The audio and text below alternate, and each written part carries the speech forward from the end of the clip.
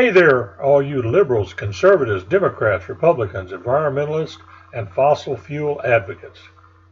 By the way, if you consider yourself in any of these groups, you are a victim of divide and conquer politics. That said, regardless of your position on global warming, stay with me and get ready to be challenged. But before the fun begins, here's some data to assure you and I are on the same page. Look closely at the chart provided by NOAA, the National Oceanic and Atmospheric Agency.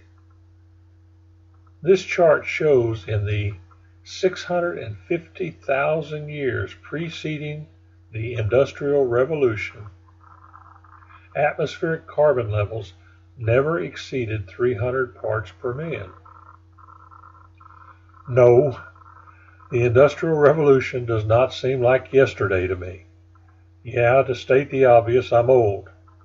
Not a couple hundred years old, but still old. Okay, let's get back on track. Right now, NOAA's measurements indicate CO2 levels in excess of 400 parts per million. Don't take this fact lightly. 650,000 years, a period encompassing multiple ice ages. Atmospheric CO2 never exceeded 300 parts per million. And today, atmospheric CO2 is currently greater than 400 parts per million. That's got to be significant. Here's another chart, also provided by NOAA. This chart is designed to show how average global temperatures have tracked global atmospheric CO2 levels. The dark blue line represents variations in atmospheric CO2. The light blue line presents average global temperatures. Clearly, they track each other.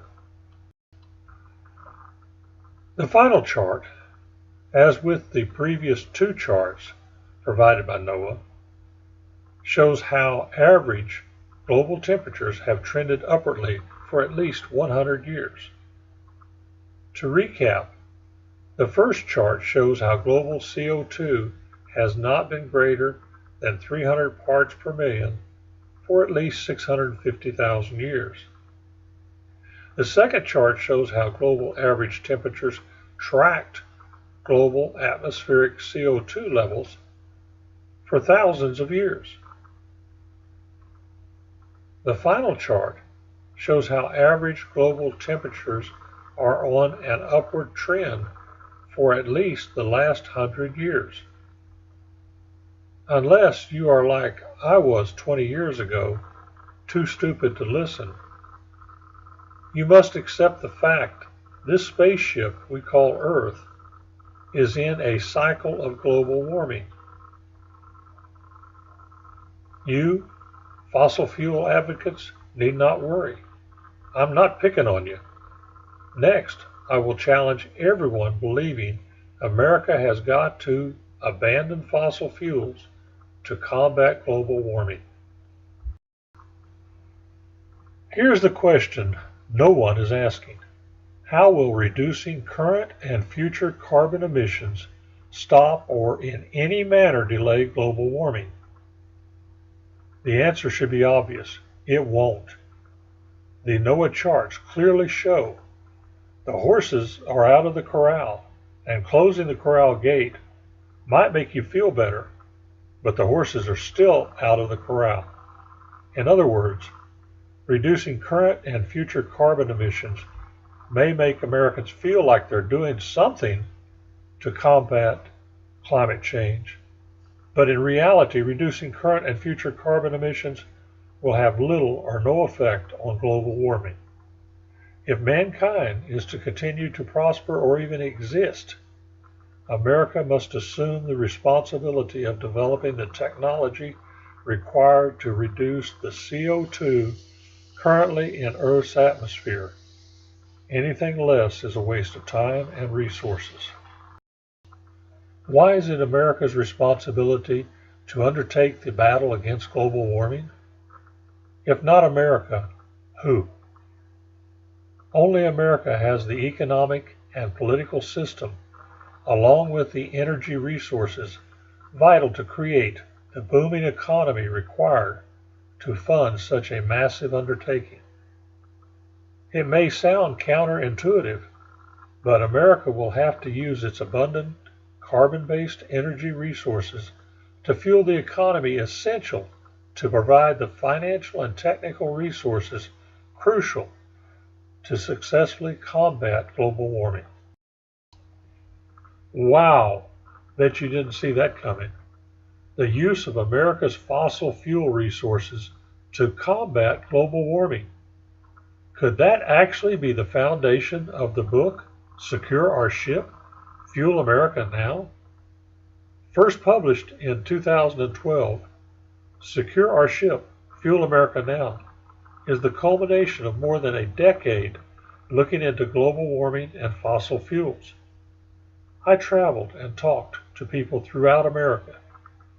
Many were actively involved in the energy industry or the environmental movement. All were adamant in their beliefs, so much so they could not be in the same room. Forget about a civil discussion. Unfortunately, the situation has not changed. If global warming is to be conquered, the effort will have to start somewhere other than Washington. Americans will continue to be fed misinformation, half-truths, and just plain lies on fossil fuels and global warming by the media, politicians, and special interest groups.